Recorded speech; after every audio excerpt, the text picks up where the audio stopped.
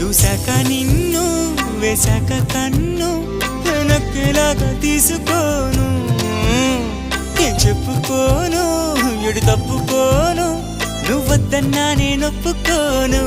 నువ్వేసే గవ్వలాటలు మెలేసే గళ్ళబాటలు నీదాకా నన్ను రప్పించింది నువ్వేలేవమ్మా నిజంగా నెగ్గడం అంటే ఇష్టంగా ఓడడం